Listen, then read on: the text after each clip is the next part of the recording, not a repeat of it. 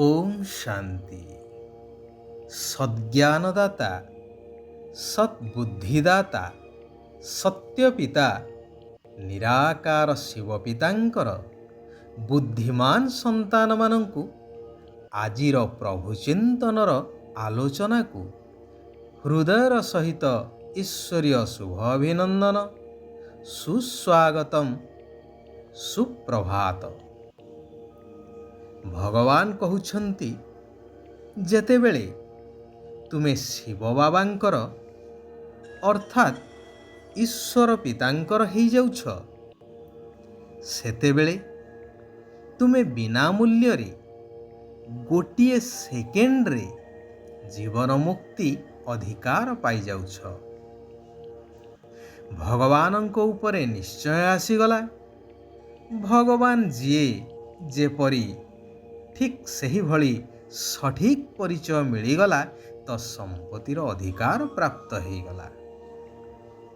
कहानीटी रु आमे आजिर कथावस्तु को आरंभ करिबा। थरे जने शिकारी जंगल रे शिकार करने को जाइथाए। देखिला हरिणटी लटा उहाड़े बुलुछि। से ताकू लक्ष्य करी सर निक्षेप कला एवं हरिणटी मध्य सहीठारे शिकार हो गला। ठीक एतिकी बेले गोटिए चिताबाघ शिकारी उपर को लंफ प्रदान करिवार देखि शिकारी मध्य तुरंत ता उपर को सर निक्षेप कला। सरटी मध्य लक्ष्य भेद कला।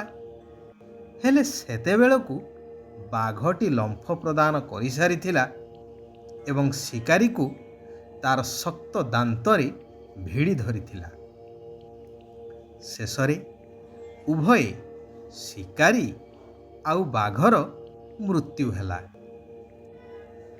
बुदा उहाड़े थाई चतुर बिलुआटीए ये सबु देखुथिला।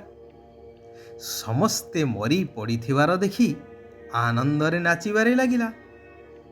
कारण एका थरके बिना परिश्रम रे एते गुड़िए खाद्य मिलीगला।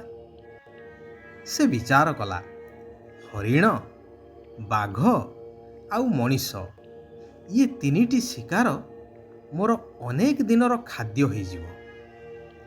आज तो बेल गड़ीगलाणी। रातिक पई एई धनुरे लागिथिबा चमड़ार डोरटी को खाईदे चलई देवी। बाकी एगुड़ी को काली ठारू खाइबा आरंभ करिबी। एहा भाबी धनुर डोरीटी को दांतरे कामुड़ी छिंडेई देला। हेले कौन सी जानिथिला जे एही डोर छिंडिबा द्वारा धनुर दंडटी छिटिकी जाई आघात देबो बोली। कहिबा बाहुल्य जे डोर छिंडी जिबारु तीक्ष्ण धनु बाड़ीटीर गोटिए पट सीधा जाई बिलुआर छाती रे गलीगला एवं तार मध्य सेइठारे मृत्यु हेला। तेबे समस्ते जानिछंती जे बिलुआ भारी चतुर बोली।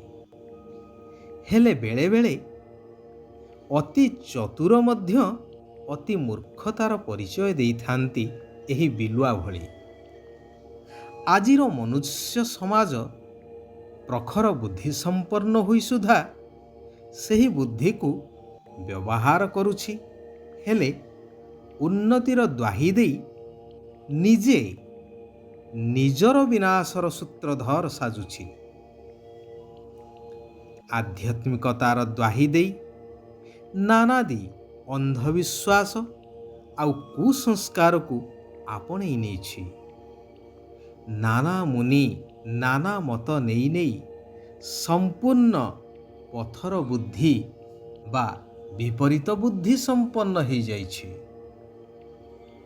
तेणु बुद्धिदाता पिता परमात्मा कहउछंती, सच्चा सच्चा आत्मिक यात्रा करिबा एवं करेइबा अर्थात निजर वास्तविक स्वरूप बिंदु स्थिति रे स्थित होई निराकार बिंदु पितांकु मने पकेइबा पाई निराकार दुनिया अर्थात ପରମଧାମ ବା ବ୍ରହ୍ମଲୋକକୁ ଯାତ୍ରା କରିବା।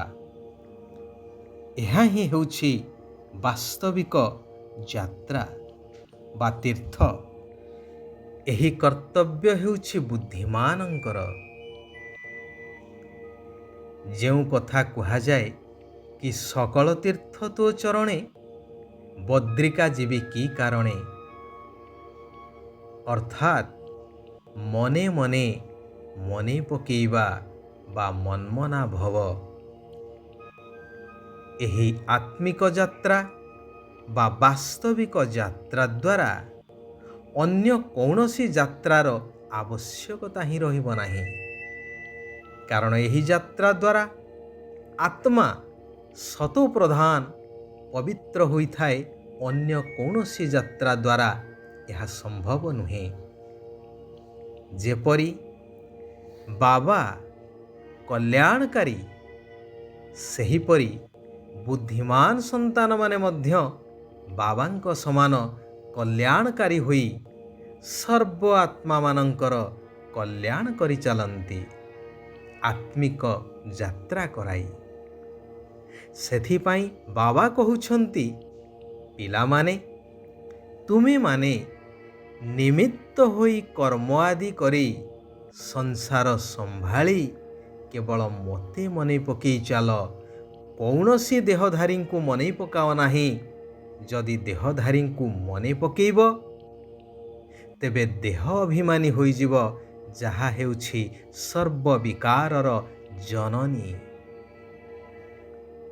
ଯେପରି ଅର୍ଜୁନଙ୍କୁ କୁହାଗଲା କି ତୁମେ ଧନୁ ଧରି ସମସ୍ତଙ୍କୁ ସଂହାର କରି ଚାଲ, ହେଲେ ଅର୍ଜୁନ କହିଲେ, ପ୍ରଭୁ, ମୁଁ କାହାକୁ ମାରିବି? ସମସ୍ତେ ତ ମୋ ନିଜର। କିନ୍ତୁ ତାଙ୍କୁ କୁହାଗଲା, ତୁମେ କ'ଣ ମାରିବ? ସମସ୍ତେ ମରି ପଡ଼ିଛନ୍ତି, ତୁମେ କେବଳ ନିମିତ୍ତ ହୋଇଯାଅ। ଠିକ୍ ସେହିଭଳି ବର୍ତ୍ତମାନ ଏହି ପୁରୁଣା ପତିତ ଦୁନିଆ ବିନାଶର ଦ୍ୱାର ଦେଶରେ। ତେଣୁ ସେଥିରୁ ବୁଦ୍ଧିକୁ ହଟେଇ ଦେବା ଦରକାର। ବୁଦ୍ଧି ଲଗେଇବା ବୁଦ୍ଧିହୀନତାର କାର୍ଯ୍ୟ। ଏହି କଥା ସମସ୍ତଙ୍କର କାନରେ ଶୁଣେଇ ଚାଲ। ସମସ୍ତଙ୍କୁ ନିରାକାର ପିତା ପରମାତ୍ମାଙ୍କର ପ୍ରକୃତ ବା ବାସ୍ତବିକ ପରିଚୟକୁ ଦେଇ ଚାଲ। କୁହାଯାଏ, ମାଗିବା ଠାରୁ ମରିବା ଭଲ।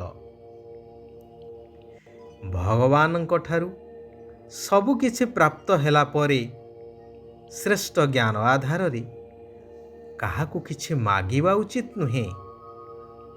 କଲ୍ୟାଣକାରୀ ହୋଇ ସମସ୍ତଙ୍କୁ ପ୍ରକୃତ ରାସ୍ତା ଅର୍ଥାତ୍ ମୁକ୍ତି ଆଉ ଜୀବନ ମୁକ୍ତିର ରାସ୍ତା ବତେଇବା ଦରକାର।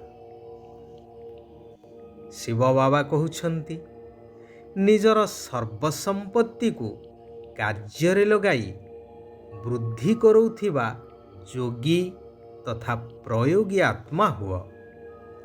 ଭଗବାନ ବର୍ତ୍ତମାନ ସର୍ବଶକ୍ତି ଆଉ ସର୍ବଗୁଣରୂପୀ ସମ୍ପତ୍ତି ଗୁଡ଼ିକୁ ଦେଇଛନ୍ତି ପ୍ରୟୋଗ କରିବା ପାଇଁ। ଏହାକୁ ଯିଏ ଯେତେ ପ୍ରୟୋଗ କରିବ, ସିଏ ସେତେ ପ୍ରଗତି କରି ଚାଲିବ। ଯୋଗର ଅର୍ଥ ହେଲା ପ୍ରୟୋଗ କରିବା ଏବଂ ପ୍ରାପ୍ତି କରିବା। ଏହାଦ୍ୱାରା ଖର୍ଚ୍ଚ କମ୍, ସଫଳତା ଅଧିକ ମିଳିଥାଏ।